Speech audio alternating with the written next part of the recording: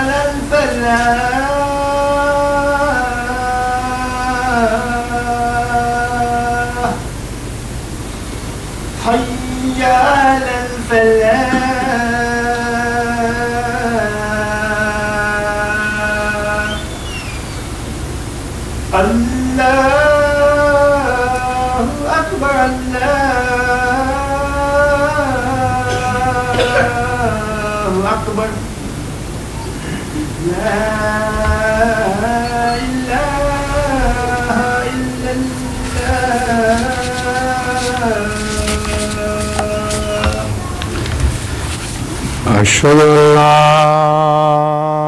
إله إلا الله وحده لا شريك له وأشهد أن محمدا عبده ورسوله أما بعد فأعوذ بالله من الشيطان الرجيم بسم الله الرحمن الرحيم الحمد لله رب العالمين الرحمن الرحيم مالك يوم الدين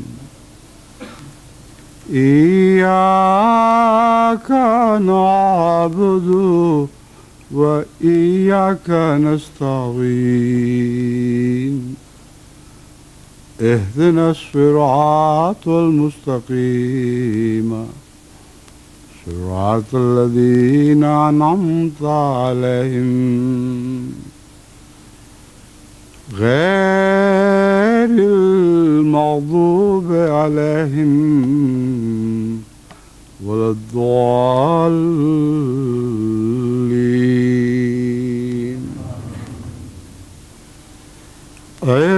اعلموا أنما الحياة الدنيا لعب ولهو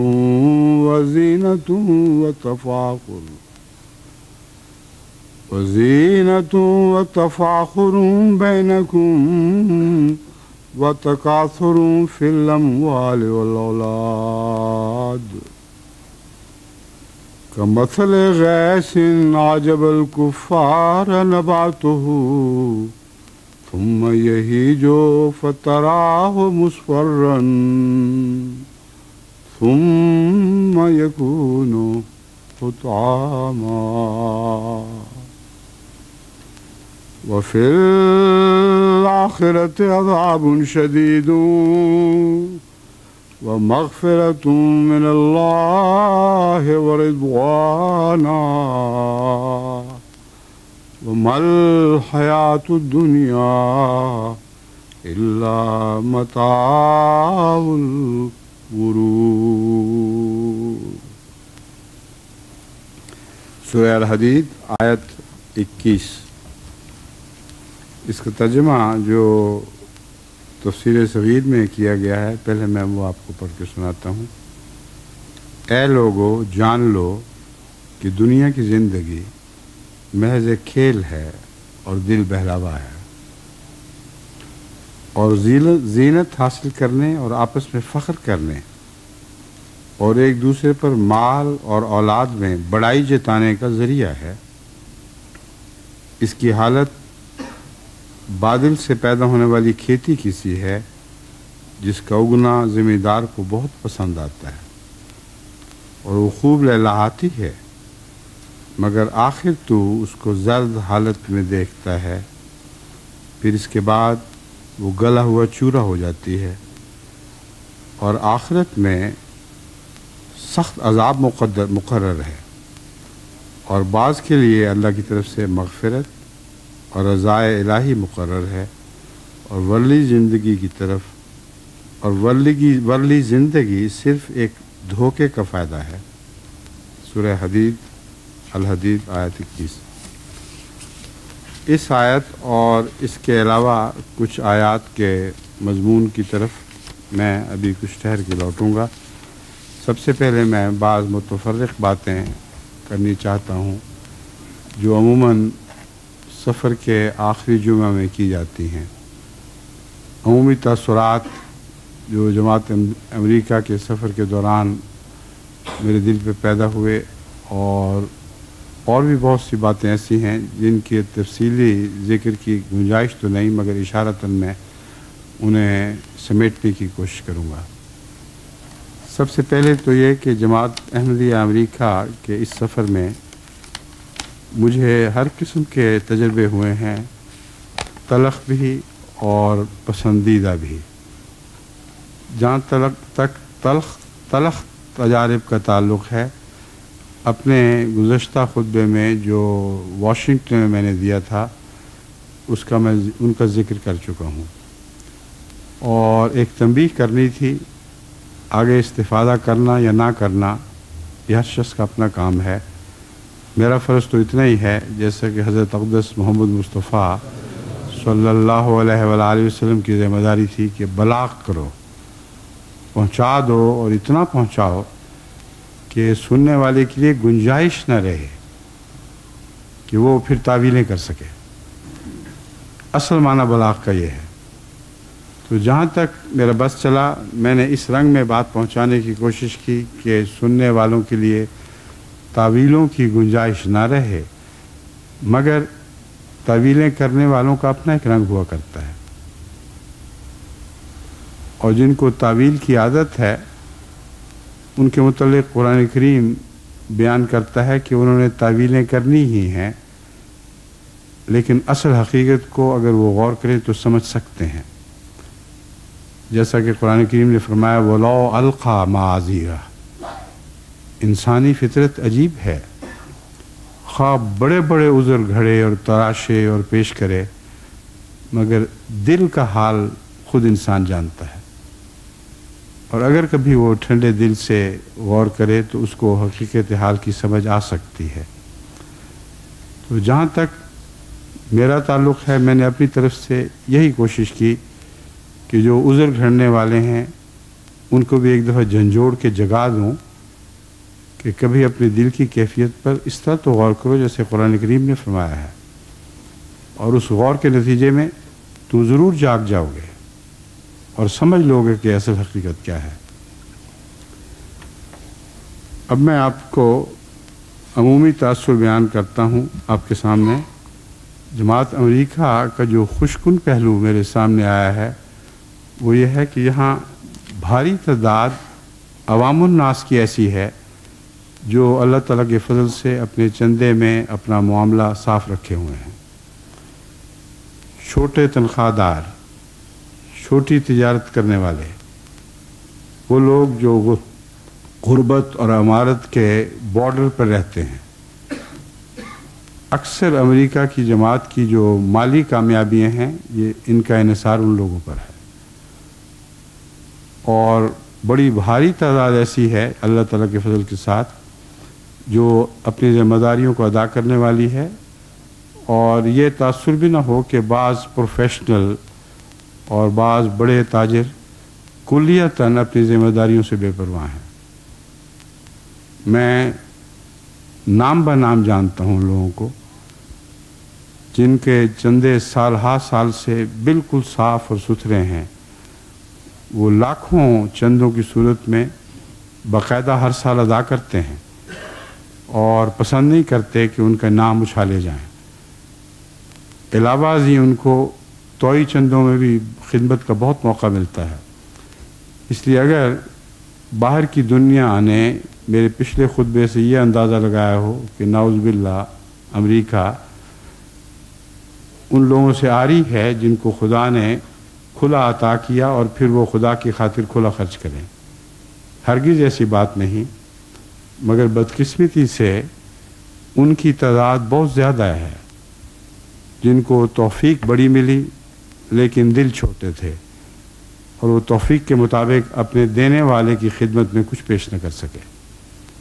تو یہ خلاصہ ہے جو میں آپ سے زیادہ باہر کی دنیا کو سنا رہا ہوں، کیونکہ امریکہ کے متعلق گزشتہ کئی سالوں میں مختلف خطبات میں یہ بار بار اعلان کرتا رہا ہوں کہ بہت سے چندوں میں امریکہ کی جماعت دنیا کے اکثر حصے کو پیچھے چھوڑ چکی ہے۔ اس تاثر کے بعد جو میرا گزشتہ خطبہ سنیں گے تو خطرہ تھا مجھے کہ بالکل غلط تاثر لے لیں گے۔ جو میرا تاثر ہے غلط نہیں ہے، مگر جو عمومی صورتحال ہے امریکہ کی قربانیوں کی وہ اپنی جگہ قابل تعریف ہے، اور جیسا کہ میں نے عرض کیا ہے بڑی بھاری تعداد ان میں ان لوگوں کی ہے جو درمیانے حال پر ہیں اور خرچ کرتے ہیں تو اس کی تکلیف محسوس کرتے ہیں۔ تکلیف سے مراد یہ ہے اس کی تنگی محسوس کرتے ہیں، مگر اس کے باوجود خوش ہوتے ہیں کیونکہ اللہ کی راہ میں خرچ کر رہے ہیں۔ دوسرا پہلو نئی نسلوں سے تعلق رکھنے والا ہے۔ اس کی بات میں اس آیت کی تشریح کے بعد کروں گا، کیونکہ میرے نزدیک اس آیت کریمہ کی جس کی میں نے تلاوت کی ہے اس کا براہ راست تعلق امریکہ کے معاشرے سے ہے، اور دنیا میں کسی اور جگہ یہ آیت اتنا اطلاق نہیں پاتی جتنا امریکہ کے معاشرے سے پر اطلاق پاتی ہے۔ فرمایا اعلموا انما الحیات الدنیا لعب و لہو، جان لو سمجھ لو اس بات کو کہ دنیا کی زندگی تو محض کھیل تماشا ہے، دل بہلاوا ہے، اس سے زیادہ اس کی کوئی حیثیت نہیں ہے۔ جتنا کھیل تماشا امریکہ کا معاشرہ پیش کرتا ہے اس سے زیادہ آپ کو دنیا میں کہیں دکھائی نہیں دے گا۔ ان کی ٹیلی ویژن جھوٹی، ان کے ذرائع ابلاغ جھوٹے۔ کسی زمانے میں تو یہ کارٹون وغیرہ جو پیش کیا کرتے تھے وہ اصلیت پر مبنی ہوا کرتے تھے، اور اصلی کردار والے مزاحیہ لوگ اس میں پیش ہوا کرتے تھے۔ اب تو ساری باتیں فرضی گھڑی ہوتی ہیں، کمپیوٹر کے ذریعے جو چاہیں بنا دیں، اور اس کا ہماری اگلی نسلوں پر بہت برا اثر پڑ رہا ہے۔ اگلی نسلیں جو عادی ہو چکتی ہیں کمپیوٹر کی کھیلیں دیکھنے کی، ان کے دماغ میں کسی اور کی چیز کی اہمیت ہی باقی نہیں رہتی۔ اگر ایسے بچوں کے ماں باپ ان کو MTA پر ساتھ بٹھا بھی لیں گے تو وہ اوپری چیزیں دکھائی دیں گی ان کو۔ دل اسی میں اٹکا رہتا ہے کہ وہ جو فرضی کھیلیں ہیں، آسمانی مخلوق جن کا کوئی ذکر ہی کوئی نہیں، وجود ہی کوئی نہیں، اچانک کمپیوٹر کے ذریعے اٹھ کھڑے ہونے والے جنات، ان سب باتوں میں ان کا دل اٹکا رہتا ہے۔ اور وہ عمر جو امپریشنیبل عمر ہے، جس میں گہرے تاثرات قائم ہوتے ہیں، اس عمر میں ان کے گہرے تاثرات ایک فرضی کہانی کے سوا اور کوئی نہیں رہتے، ساری دنیا ایک کھیل تماشا ہے۔ یہ اطلاق کہ سب دنیا ایک کھیل تماشا ہے، یہ پیغام ہے جو امریکہ کے ذرائع ابلاغ آپ سب کو، آپ کے سب بچوں کو دے رہے ہیں، اور اپنا کیا حال ہو گیا اس کے نتیجے میں؟ سب اکھڑے ہوئے ہیں۔ ملاقات کے دوران یہ بھی مجھے تجربہ ہوا کہ بہت سے امریکن احمدی مجھے ملنے کے لیے آئے، اور جب ان سے گفتگو کی تو بظاہر بہت خوش، لیکن ہر ایک کا دل دکھی تھا۔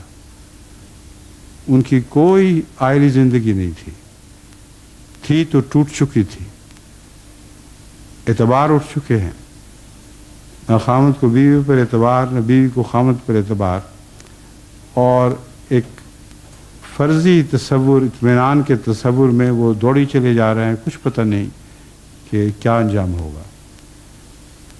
بہت بڑی بڑی کی عمر کے آدمی بھی دیکھے جو شادی سے محروم تھے، کیونکہ ان کی ابتدائی زندگی احمدیت کے قبول کرنے سے پہلے عیش و عشرت کی تلاش میں دوڑنے میں خرچ ہو گئی، اور اب اس عمر کو آپ پہنچے ہیں کہ کوئی ان سے شادی کرنے کو تیار نہیں ہے۔ تو بہت سی ایسی مصیبتیں ہیں جو امریکن زندگی کی پیداوار ہیں، اور اس پہلو سے اس آیت کا اطلاق ان پر ہوتا ہے، جیسا کہ قرآن کریم فرماتا ہے یہ جو زینت ہے یہ آخر تفاخر میں تبدیل ہو جاتی ہے۔ لہو و لعب جو ہے یہ زینت میں، اور زینت تفاخر میں بدل جاتی ہے۔ آخری ماحصل یہ رہ گیا کہ میرے پاس اچھی کوٹھیاں ہیں، اچھے محلات ہیں، اچھی دنیا کی زینت کے سامان ہیں، یہاں تک تو کچھ قابل قبول تھا، مگر جب یہ تفاخر بن جائے، ایک دوسرے پر فخر کا ذریعہ بن جائے، تو وہاں سے پھر خرابی بہت گہری ہو جاتی ہے۔ وَتَكَاثُرٌ فِي الْأَمْوَالِ، اور دوڑ، مال بڑھانے کی دوڑ ہو جائے۔ ہر شخص کی کوشش ہو کہ میرا مال بڑھے اور دوسرے سے زیادہ ہو، تاکہ مال کی برتری کا مزہ لوٹوں۔ والاولاد، اور اولاد کے بڑھنے کا بھی ان معنوں میں کہ اولاد کی طاقت بڑھے، ان معنوں میں اولاد کے بڑھنے کا بھی ایک کریز جس کو کہتے ہیں، جنون ہو جاتا ہے کہ مال بھی بڑھے، اولاد بھی بڑھے، اور ہم دنیا کی نظر میں اونچے اٹھ جائیں اور اپنی سوسائٹی کے مقابلے پر ان کو ہم نیچا دیکھیں۔ یہ اللہ تعالیٰ فرما رہا ہے کہ دنیا کی زندگی ہے، مگر یاد رکھو کمثل غیث اعجب الکفار نباتہ، ایک بارش کی طرح ہے جس سے روئیدگی نکلتی ہے، سبزہ نکلتا ہے جب وہ زمین پر پڑتی ہے، اور جو ناشکرے لوگ ہیں یا انکار کرنے والے، یہاں کفار کے کا لفظ وسیع معنوں میں ہے، وہ لوگ جو اللہ کی نعمتوں کی ناشکری کرنے والے ہیں اور اللہ تعالیٰ کی آیات کا انکار کرنے والے ہیں، وہ اس روئیدگی کو دیکھ کر بہت خوش ہوتے ہیں، کہتے ہیں دیکھو ہماری دنیا کی محنت کیسا کیسا پھل لائی ہے۔ ثم یہیج، پھر وہ زرد روح ہو جاتی ہے، اس کی رونق جاتی رہتی ہے۔ فتراہ مصفرن، وہ خشک ہو کر زرد روح ہو جاتی ہے، اور تو اسے لہلہاتی ہوئی کھیتی کو مصفرن دیکھتا ہے۔ ثم یکون حطاما، پھر وہ کٹے ہوئے گھاس پھوس کی طرح ہو جاتی ہے۔ وفی الآخرۃ عذاب شدید، اس دنیا میں بھی ایک عذاب ہے ان لوگوں کے لیے کہ اپنی کھیتی کو، سرسبز اور شاداب کھیتی کو وہ لہلہاتی ہوئی دیکھنے کے بعد، یہی جو کا لفظ میں لہلہانے کا مضمون ہے، خوب موجیں مارتی ہے، ہواؤں کے ساتھ ہلتی ہے، دیکھنے کے بعد جب وہ زرد حالت میں دیکھتا ہے تو اس وقت اس کو ایک صدمہ پہنچتا ہے، ساری دنیا کی محنت اکارت گئی، اور پھر جب وہ ریزہ ریزہ ہو جاتی ہے، چورا چورا ہو جاتی ہے، تو پہلا عذاب تو یہ ہے جو وہ دنیا میں اپنی آنکھوں سے دیکھتا ہے۔ پھر فرمایا آخرت میں بھی ایسے لوگوں کے لیے بڑا عذاب مقدر ہے، اور بعض کے لیے اللہ کی طرف سے مغفرت اور رضا ہے۔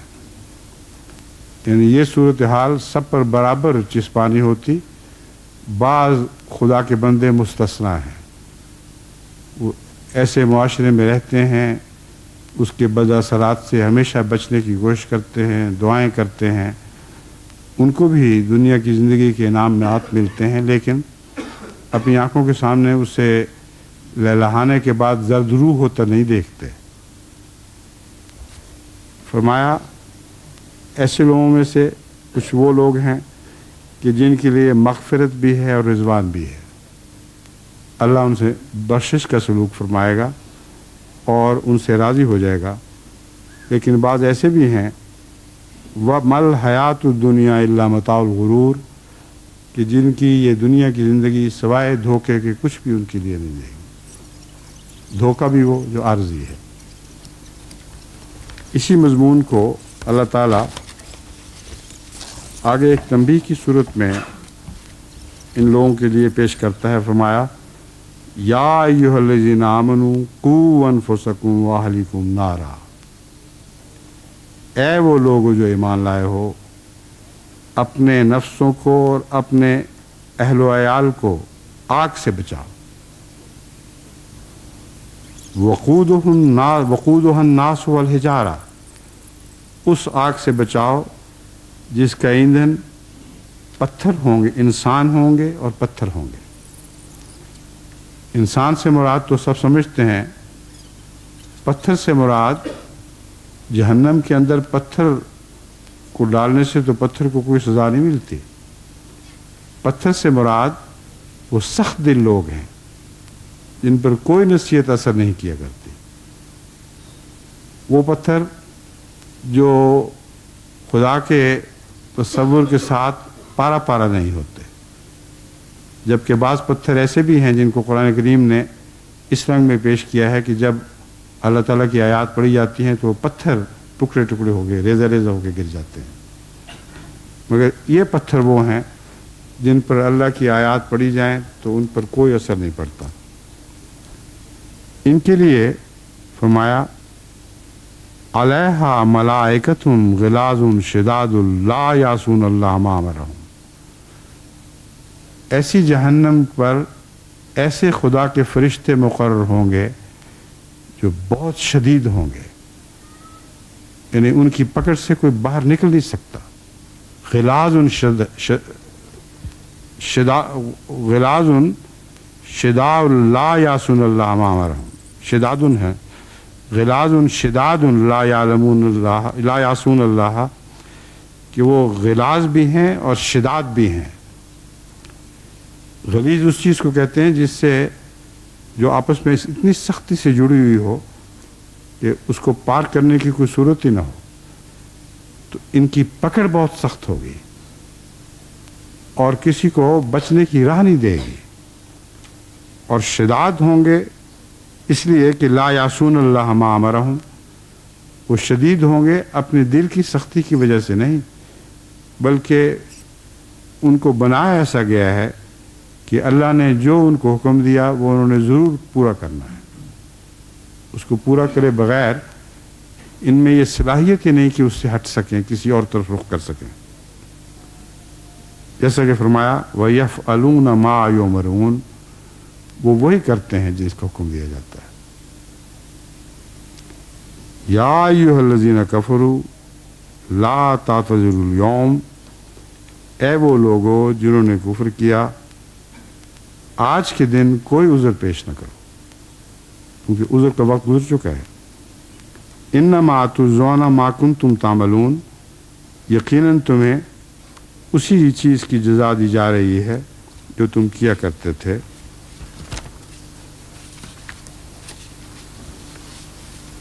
اس کے بعد ایک اور سورت المنافقون کی یہ آیت آپ کے لیے قابل توجہ ہے، یا ایھا الذین آمنوا لا تلھکم اموالکم ولا اولادکم عن ذکر اللہ ومن یفعل ذلک فاولئک هم الخاسرون۔ اے مومنو، تمہیں تمہارے مال اور تمہاری اولادیں اللہ کے ذکر سے غافل نہ کر دیں۔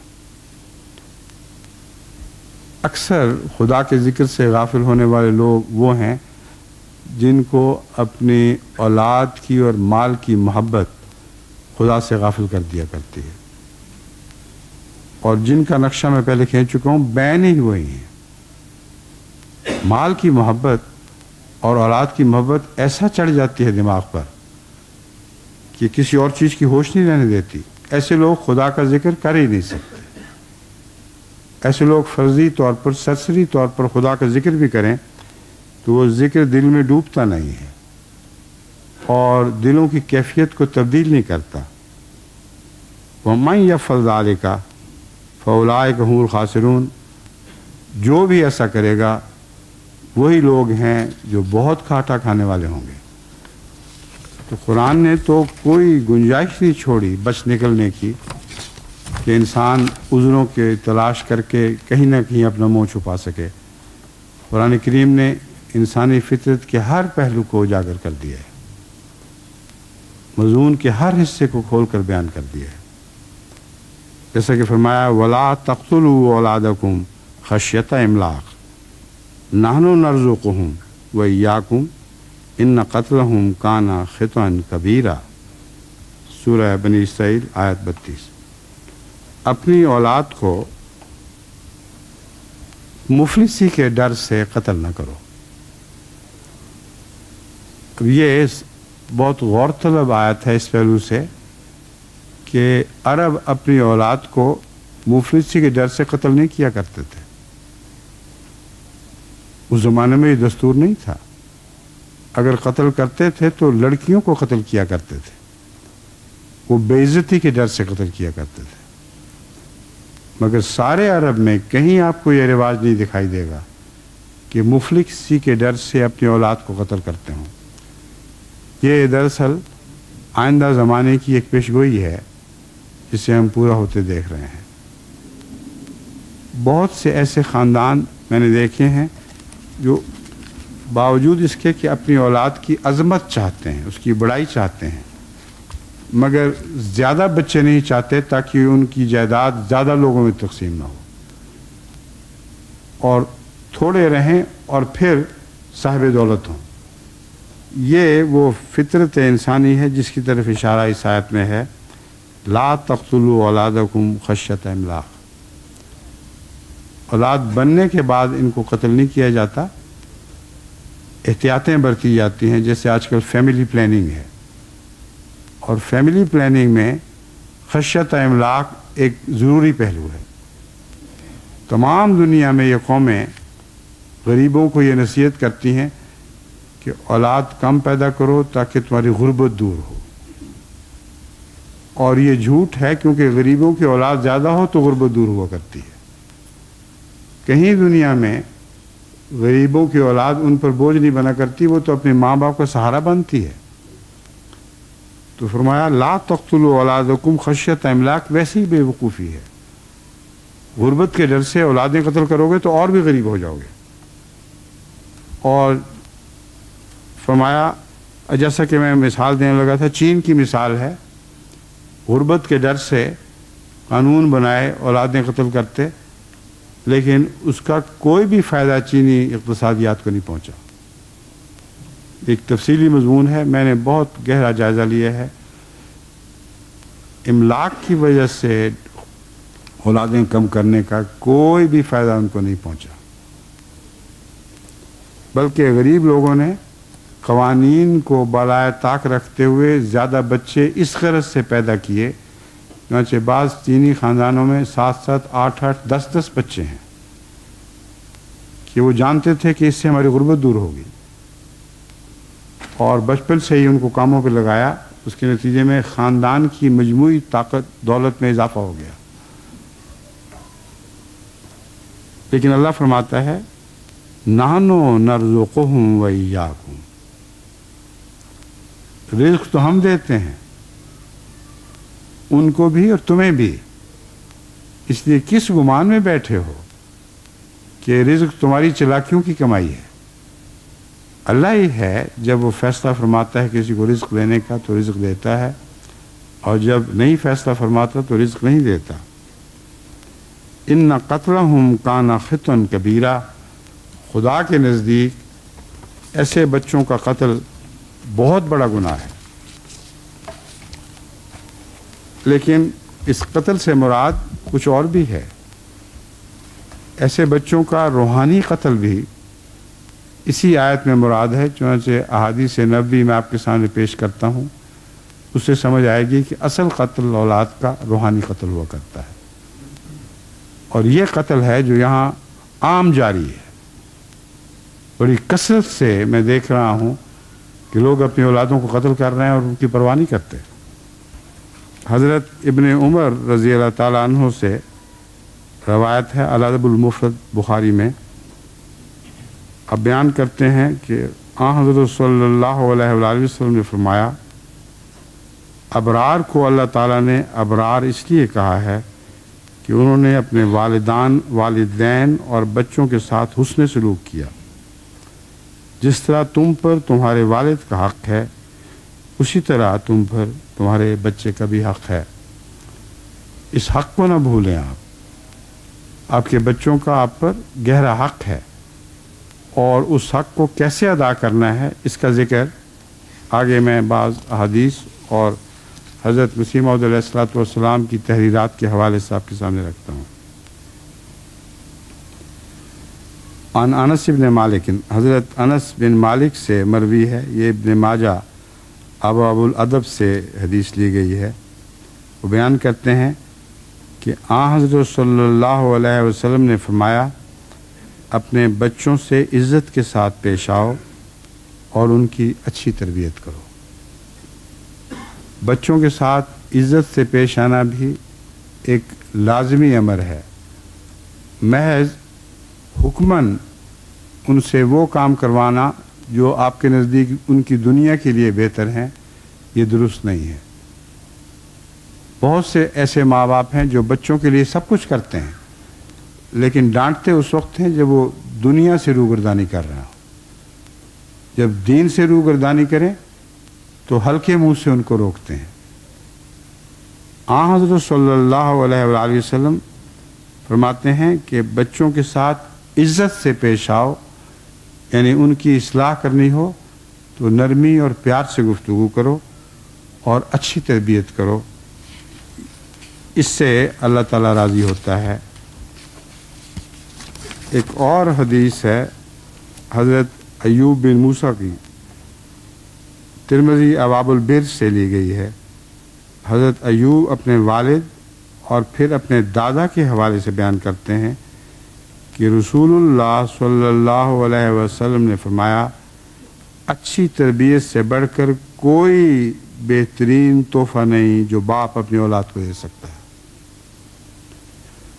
اچھی تربیت کرے گا تو یہ سب سے اعلیٰ تحفہ ہے جو دے سکتا ہے، نہ کہ اموال جمع کر کے ان کو یقین دلانا کہ میرے مرنے کے بعد تمہیں بہت دولت مل جائے گی۔ اس کو تحفوں میں شمار ہی نہیں فرمایا رسول اللہ صلی اللہ علیہ وسلم نے۔ فرمایا بہترین تحفہ یہ ہے کہ جو اپنے باپ اپنے اولاد کو دے سکتا ہے کہ اس کی اچھی تربیت کرے۔ اب ملفوظات میں سے میں حضرت مسیح موعود علیہ الصلوۃ والسلام کے چند اقتباسات آپ کے سامنے پیش کرتا ہوں۔ فرمایا ان کی پرورش یعنی بچوں کی پرورش محض رحم کے لحاظ سے کرے، نہ کہ جانشین بنانے کے واسطے۔ رحم کے حوالے سے کرے، اس سے کیا مراد ہے؟ قرآن کریم میں اللہ تعالیٰ فرماتا ہے وَارْحَمْهُمَا كَمَا رَبَّيَانِي صَغِيرًا، اے میرے اللہ میرے ماں باپ پر رحم فرما جس طرح انہوں نے میری تربیت کی تھی بچپن میں۔ تو یہ رحم تربیت کا مرکزی حصہ ہونا چاہیے۔ اگر کوئی شخص اپنے بچوں پر رحم کرے گا تو लाजमी उस रहम के नतीजे में उससे आला अखलाक और आला किरदार सिखाएगा। हज़रत सल्लल्लाहु अलैहि वसल्लम ने दुनिया की कमाई और विरसे को शुमारी में नहीं किया, वो शुमारी नहीं फरमाया। फरमाया इस तरह रहम करो जैसे तुम खुदा के हुजूर ये कह सको कि ऐ अल्लाह मेरे माँ बाप पर भी रहम फरमा जिस तरह इन्होंने बचपन में मुझ पर रहम फरमाया था। तो अगर उन्होंने दुनिया से दीन से हटाया होता तो ये दुआ हो ही नहीं सकती थी कि मेरे माँ बाप पर उस तरह रहम फरमाया जिस तरह इन्होंने बचपन में मुझ पर रहम फरमाया था। फरमाते हैं हज़रत मुस्लिम फरमाते हैं ना कि जानशीन बनाने के वास्ते औलाद से इज़्ज़त का सलूक और नरमी का सलूक करो, रहम का सलूक करो, इसलिए कि अल्लाह ताला रहम की तवक्को रखता है, ना कि जानशीन बनाने के वास्ते। अपना जानशीन बनाने के लिए जो तुम उनसे हुस्न सलूक करते हो बज़ाहिर वो उनके लिए नुकसानदेह हो सकता है। फरमाया बल्कि वजअलना लिलमुत्तक़ीना इमामा का लिहाज हो, पेश नज़र ये बात हो कि मैं मुत्तक़ियों का इमाम हूँ। और ज़ाहिर बात है कि बच्चों को बचपन ही से तक़वा की तालीम दी जाएगी तो ये उम्मीद की जा सकती है कि आप मुत्तक़ियों के इमाम बनेंगे। अगर बचपन से ही उनकी ऐसी बातों से रूगर्दानी की जाती है जो नज़र आ रही हैं कि उनको दीन से दूर ले जा रही हैं, तो फिर वजअलना लिलमुत्तक़ीना की दुआ बिल्कुल झूठी और बेमानी हो जाती है। मुलाकातों के दौरान मुझे इसका भी बहुत तलख़ तजुर्बा हुआ। बाज़ बच्चे बाज़ बच्चियाँ ऐसे नज़र आए जिनकी आँखों में ज़र्रा भी दीन की परवाह नहीं थी, उनकी आंखें बोल रही थी। बाज़ ऐसी बच्चियां भी देखी जिन्होंने दुपट्टों से सर ढांके हुए थे, लेकिन उनके सर ढांकना बता रहा था कि आज पहली दफ़ा सर ढांक कर गया है। यानी रोज़ जब वो खुदा के हुजूर चलते फिरते थे तो उस वक्त सर ढांकने का कोई ख्याल नहीं आया। जब वो मेरे सामने पेश हुए हैं तो सर ढांक के आए। ऐसी सूरत में मेरी तकलीफ़ में दुगना इजाफा हो गया,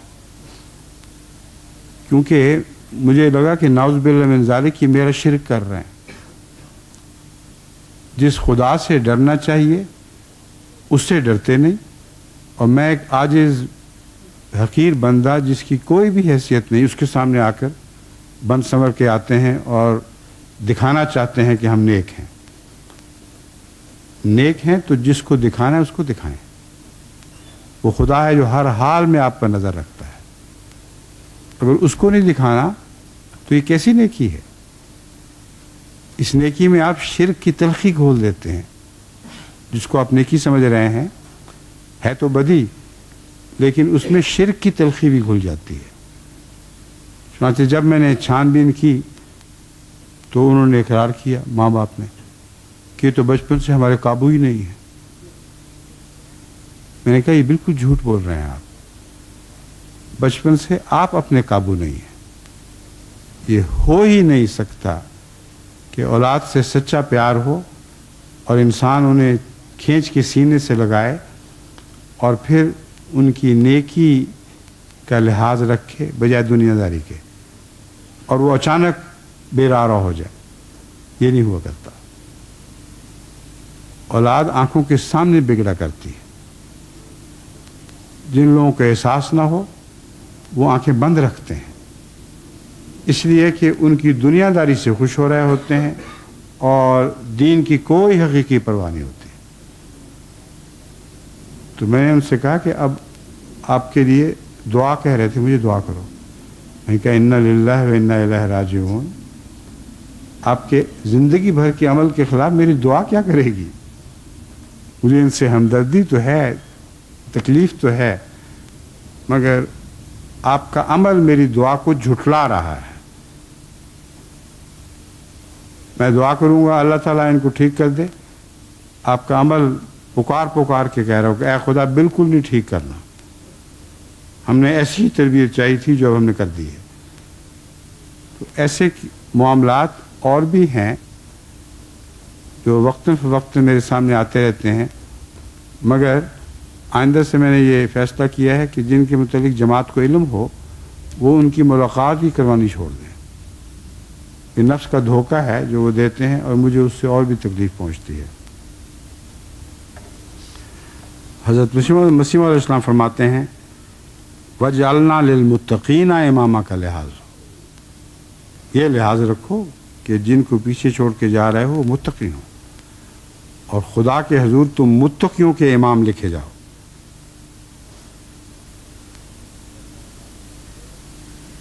फरमाते हैं ये औलाद दीन की खादिम हो, ये लिहाज हो।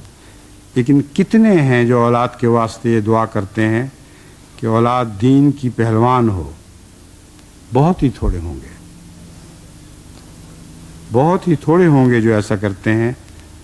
अक्सर तो ऐसे हैं कि वो बिल्कुल बेखबर हैं कि वो क्यों औलाद के लिए कोशिशें करते हैं, और अक्सर हैं जो महज जानशीन बनाने के वास्ते ऐसा करते हैं और कोई गरज होती ही नहीं, सिर्फ ये ख्वाहिश होती है कि कोई शरीक या गैर उनके जायदाद का मालिक न बन जाए। मगर याद रखो कि इस तरह पर दीन बिल्कुल बर्बाद हो जाता है। गरज औलाद के वास्ते सिर्फ ये ख्वाहिश हो कि वो दीन की खादिम हो। मलफूजात जिल्द 3 सफ़ा 599।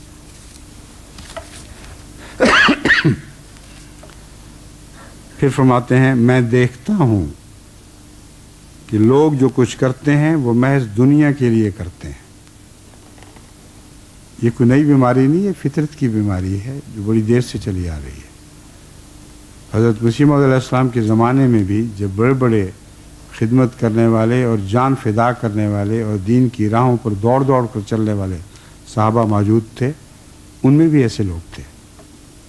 मैं देखता हूँ कि लोग जो कुछ करते हैं वो महज दुनिया के लिए करते हैं, मोहब्बत दुनिया उनसे कराती है, खुदा के वास्ते नहीं करते। अगर औलाद की ख्वाहिश करे तो इस नीयत से करे वजअलना लिलमुत्तक़ीना इमामा पर नज़र करके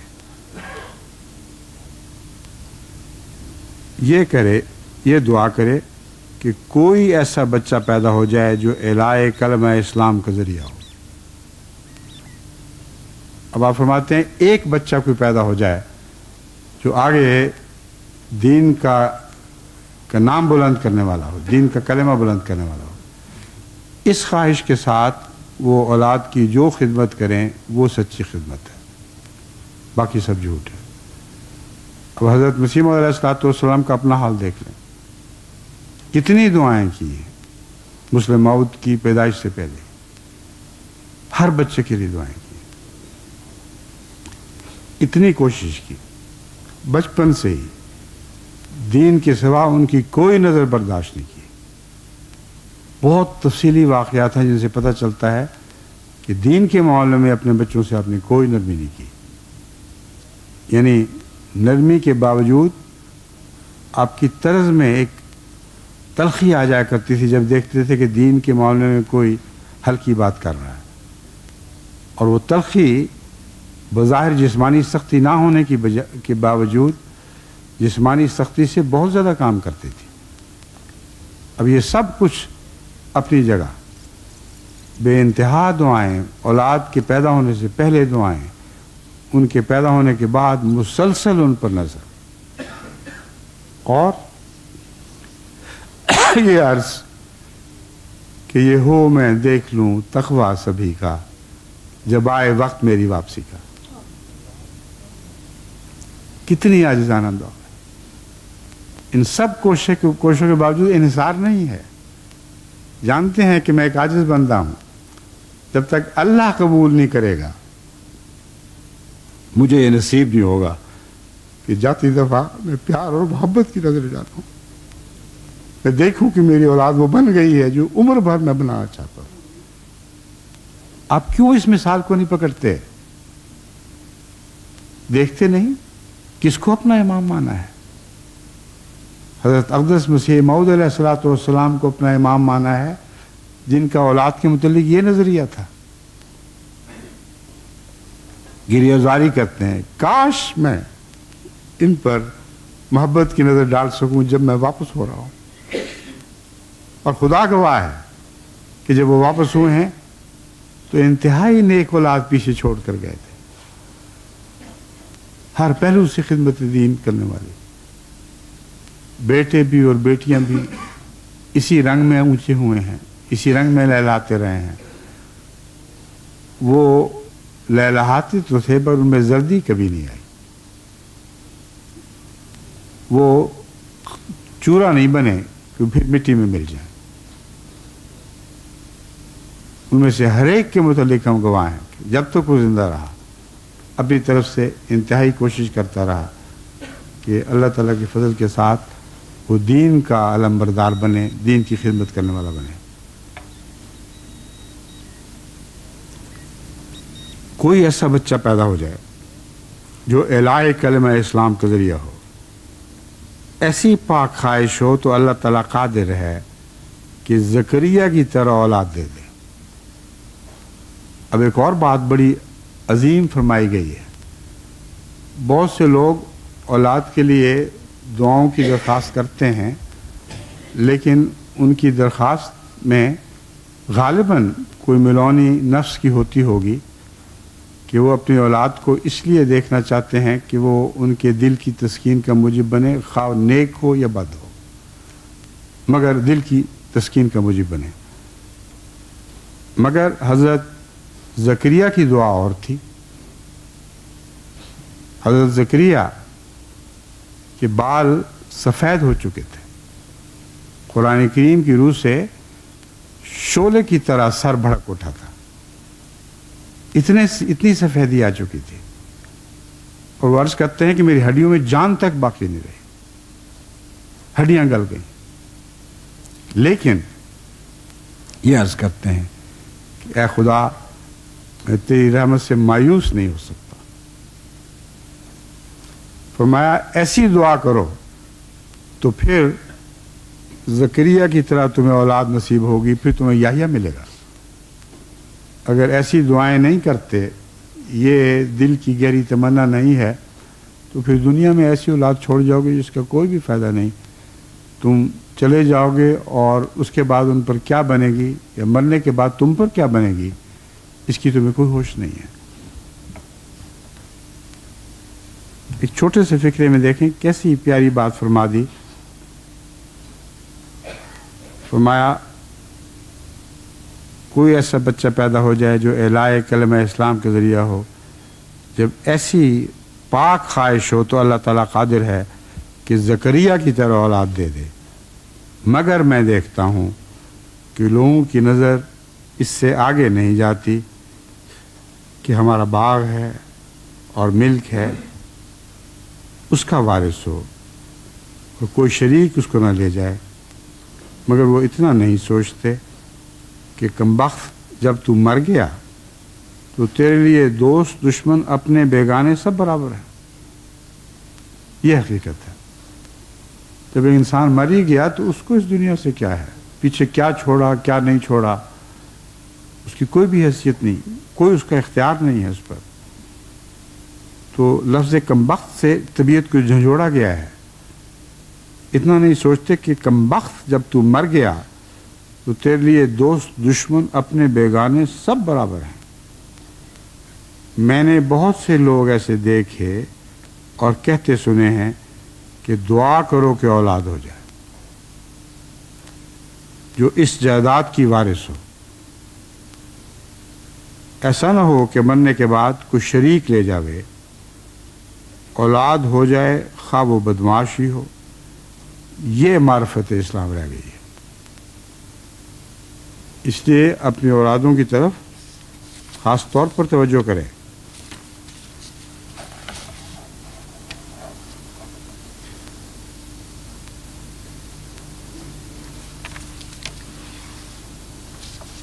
قُلْ تَعَالَوْا أَتْلُ مَا حَرَّمَ رَبُّكُمْ عَلَيْكُمْ अल्ला तुशरिकू बिही शैअन व बिल वालिदैन ihसाना वला तक़्तुलू औलादकुम मिन इमलाक़ नहनु नर्ज़ुक़ुहुम व इय्याकुम। ये आयत तो वही है जिसकी मैं तिलावत पहले कर चुका हूँ, लेकिन अब मैं आपको ये बात आखिर पे समझाना चाहता हूँ कि मैंने जहाँ तक जायज़ा लिया है, अमेरिका की जमात को अपनी औलाद की तरफ पहले से बढ़कर तवज्जो देने की ज़रूरत है, क्योंकि बहुत से चेहरे तो मैंने देख लिए और उनकी आंखों ने जो पैगाम दिया वो सुन लिया और समझ लिया, मगर हर दफ़ा लंबी मुलाकातें मुमकिन ही नहीं हुआ करती और जमात का एक भारी हिस्सा ऐसा रह जाता है जो जिसके साथ मैं मुलाकात नहीं कर सकता। तो मैं तो महज नमूने की तौर पर आपको बाज़ चेहरे दिखा सकता हूँ, इससे ज़्यादा मुझे कोई तौफीक नहीं है। इस ज़िम्न में एक बात मैं और अमेरिका की जमात से कहना चाहता था, वो लंबी मुलाकातों की माज़रत है। अगरचे मेरी ख्वाहिश ये होती है कि ज़्यादा से ज़्यादा अहमदी दोस्तों से और उनके बच्चों से मिलूं, क्योंकि मैं जानता हूँ कि उनके बाज़ दफ़ा उनकी चंद लम्हों की मुलाकात भी उनकी औलाद के लिए सारी ज़िंदगी का सरमाया बन जाया करती है। इसी मुलाकात के दौरान बाज़ लोगों ने अपनी बहुत पुरानी बचपन की तस्वीरें मेरे साथ दिखाईं और कहा कि हमारे बच्चे जो गोदियों में हैं, ये उनका सरमाया हयात है। ये साथ लिए फिरते हैं, अपनी एल्बमों में सजाते हैं और कहते हैं इस तरह हमें गोदी में उठाया हुआ था। हालांकि उस वक्त मैं खलीफतुल मसीह भी नहीं था, लेकिन उन बच्चों ने उन लम्हात की कदर की और मेरे दीनी ताल्लुक़ को पेश नज़र रख के उन तस्वीरों को संभाल कर रखा। अब जब मैं देखता हूँ तो बाज़ दफ़ा पहचाना नहीं जाता कि ये क्या हो रहा है, मगर मैं ये समझाना चाहता हूँ कि चंद लम्हों की मुलाकात भी बाज़ दफ़ा एक सरमाया हयात बन जाया करती है। मगर वो लोग जो मुलाकात की खातिर बाज़ दफ़ा घंटों बैठते हैं, उनको मैं समझाना चाहता हूँ कि उनकी तकलीफ़ से ज़्यादा मेरा दिल तकलीफ़ महसूस करता है। मुझे बहुत शर्म आती है इस बात से कि घंटों इंतज़ार के बाद बेचारे आए और खड़े खड़े अस्सलाम वालेकुम, चॉकलेट बच्चों के लिए लो, तस्वीर खिंचाओ और रुख़्सत हो जाओ। अब इसका मतलब ये तो नहीं है कि मेरा दिल सख्त है, मैं उनकी तकलीफ़ को महसूस करता हूँ। घंटों जो बाहर बैठे हुए हैं, उनके दिल की उनकी तकलीफ़ लम्हा लम्हा मेरे दिल पे गुजर रही होती है और इसमें कोई भी शक नहीं, ज़र्रा भी इसमें झूठ नहीं है। मगर मैं मजबूर हूँ कि जितने भी मिल सकते हैं उनसे मिलकर उन चंद लम्हों में कोई ऐसी बात करूँ कि उनकी ज़िंदगी का सरमाया बन सके। और मुझे पता है कि आइंदा जब मैं गुजर जाऊँगा, यही सरमाया हयात है जो आपके बच्चों के काम आएगा, पूरे भर का सरमाया बन जाएगा। अगली नस्लों के लिए उनकी सदियां जो आने वाली हैं, उन सब का ये सरमाया हयात हो जाएगा। इसलिए मैं मुलाकात से जितना मर्जी वक्त गुजरे उससे तंग नहीं आता। और मुझे हज़रत मसीह मौऊद अलैहिस्सलाम का ये इल्हाम याद आ जाता है कि ला तसम अनिन्नास, लोगों से तंग ना आ। अब ये इल्हाम अगरचे हज़रत मसीह मौऊद अलैहिस्सलाम को हुआ, मगर ये इस ज़माने का नक्शा खींचने वाला इल्हाम है। हज़रत मसीह मौऊद अलैहिस्सलाम तो कभी भी लोगों से तंग नहीं आए। आपकी तहरीर पढ़ के देखें, आप सारी दुनिया को दावत दे रहे हैं, आओ, गैरों को भी दावत दे रहे हैं कि आओ मेरे पास आके ठहरो, और फरमाते हैं कि कई के दिन ठहरो। बाद लोग जब जाने का नाम लेते थे तो आपको तकलीफ होती थी कि नहीं, आओ मेरे पास, मेरे घर में ही ठहरो। घर मेहमान खाना बना हुआ था। तो ला तस्मन नास का क्या मतलब हुआ कि लोगों से तंग ना। ये पेशगोई थी कि ऐसा ज़माना आने वाला है जब दिल की ख्वाहिश के बावजूद तेरे गुलामों के लिए मुमकिन नहीं होगा कि हर एक से मिल सके। वो दिल से तंग नहीं होंगे, मगर देखने में ये नज़ारा दिखाई देगा कि इतनी मखलूक मिलने वाली, तो दिल में तंगी हो सकती है। फरमाया ला तसमन नास, मसीह मौद अलैहिस्सलाम को जो पैगाम है वही पैगाम आज मेरे लिए भी है और कल के आने वाले खुलफा के लिए भी होगा कि लोग बढ़ेंगे, जौक दर जौक आएंगे, शौक से आके बाद ऐसे ज़माने भी आने वाले हैं वो एक नज़र खलीफा को देखने के लिए तरसेंगे और देखेंगे तो उनका दिल ठंडा होगा। हालांकि बाज़ दफ़ा घंटों उन्होंने इंतज़ार किया हो कि वो आए और एक झलक हम देख लें। दुनिया में भी ऐसा होता है, ये इंसानी फितरत है। जिस शख्स की दिल में किसी पहलू से अज़मत हो उसके लिए इंसान ऐसे किया करता है। तस्वीरों में आप देखते होंगे, शायद टेलीविज़न की ख़बरों में भी देखते होंगे कि बाज़ दफ़ा किसी सदर या क्वीन वगैरह के गुज़रने के लिए सारा दिन लोग दो रोया सड़कों पर खड़े रहते हैं और सिर्फ एक नज़र, इससे ज़्यादा कुछ नहीं। और अगर जवाबन वो शख्स नज़र डाल दे तो फिर सारी उम्र उनका सरमाया बन जाता है। हालांकि उन दुनिया की नज़रों की कोई भी हैसियत नहीं। खुदा के नज़दीक तो नज़रें काम नहीं आया करती।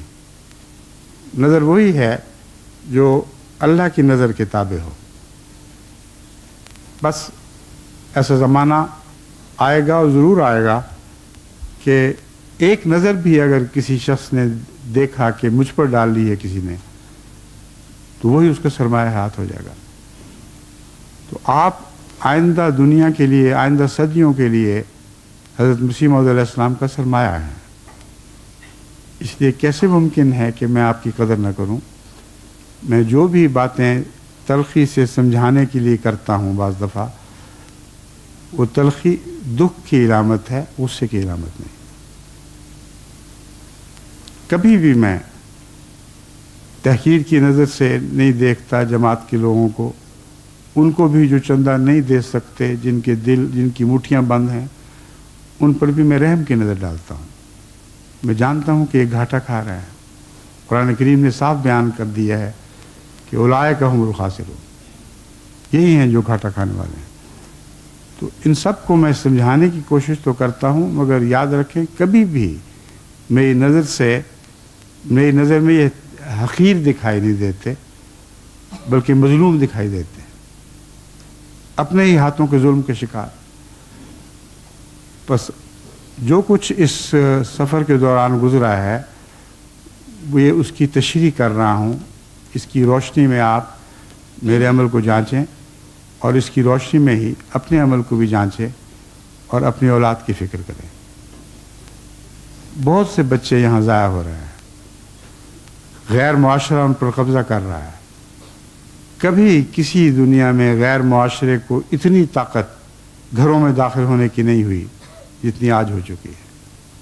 जैसा कि मैंने अर्ज़ किया था, यहाँ का मीडिया, यहाँ की टेलीविज़न की तस्वीरें और फिर इर्द गिर्द का माहौल, नाचते फिरते बच्चे दिखाई देते हैं।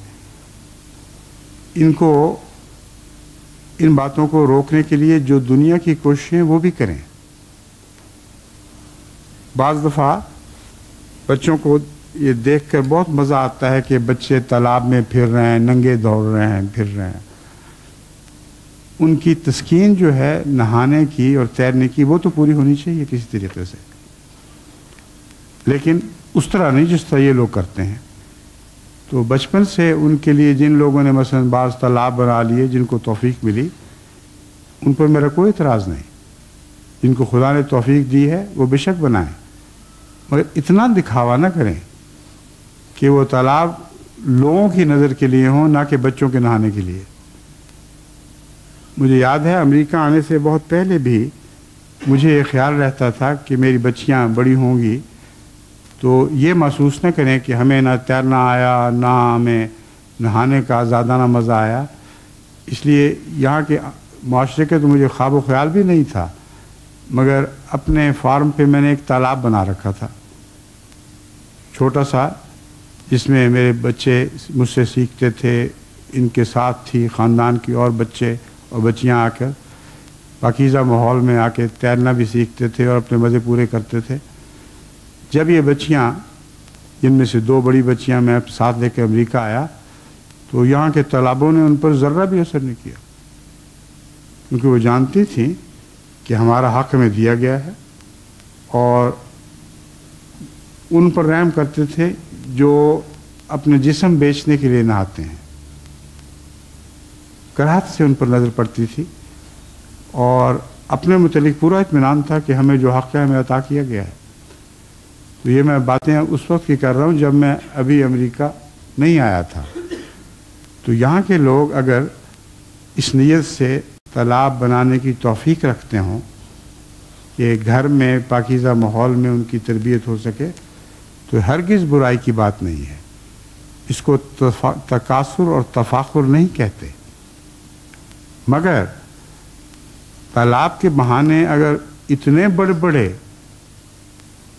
ہال بنائے جائیں، اتنی بڑی بڑی چکوزیاں ہوں کہ دیکھتے ہی طبیعت میں کراہت پیدا ہو کہ یہ تو کوئی مومنانہ طریق نہیں ہے۔ ان سے تو اگر بچے میں نہائیں گے بھی تو بیرونی معاشرے کی اور بھی زیادہ قدر کریں گے۔ وہ سمجھیں گے کہ ہمارے ماں باپ نے انہی کو اپنی بڑائی کا ذریعہ بنا رکھا ہے۔ تو یہ ساری باتیں ایسی ہیں جو میرے اس سفر کے دوران تجربے میں شامل ہیں۔ ان کی تفصیل میں نہیں جانا چاہتا۔ جن کو توفیق ہے ضرور تالاب بنائیں، مگر بچوں کے ساتھ مل کر ان کو تیرنا بھی سکھائیں، ان کو ساتھ ساتھ بتائیں کہ باہر کی دنیا کی طرف نظر نہ کرو، وہ گندے لوگ ہیں، اپنی حفاظت کرو، اپنے دین کی حفاظت کرو، تو یہی تالاب ان کے لیے رحمت کا موجب بن جائیں گے۔ بس میں وقت کے لحاظ سے چونکہ وقت پورا ہو چکا ہے، مزید کچھ کہنے کی بجائے اب آپ سب سے میں اجازت چاہتا ہوں۔ ابھی 1-2 دن تک مجھے انشاءاللہ امریکہ سے واپس انگلستان کے لیے روانہ ہونا ہے۔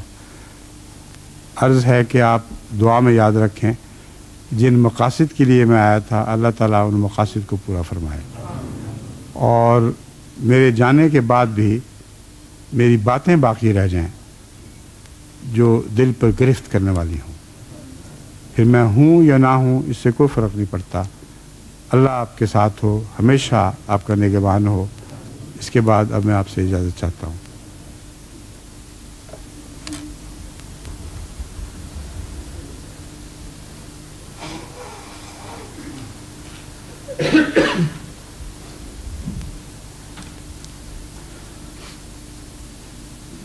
الحمد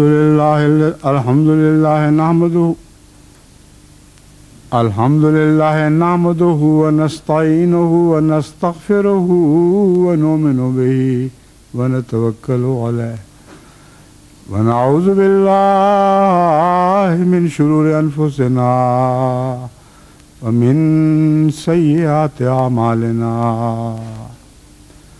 من يهده الله فلا مضل له ومن يضلله فلا هادي له ونشهد أن لا إله إلا الله وحده لا شريك له ونشهد أن محمدا عبده ورسوله عباد الله رحمكم الله إن الله يأمر بالعدل والإحسان وإيتاء ذي القربى وينهى عن الفحشاء والمنكر والبغي يعظكم لعلكم تذكرون اذكروا الله يذكركم وادعوه يستجب لكم ولذكر الله أكبر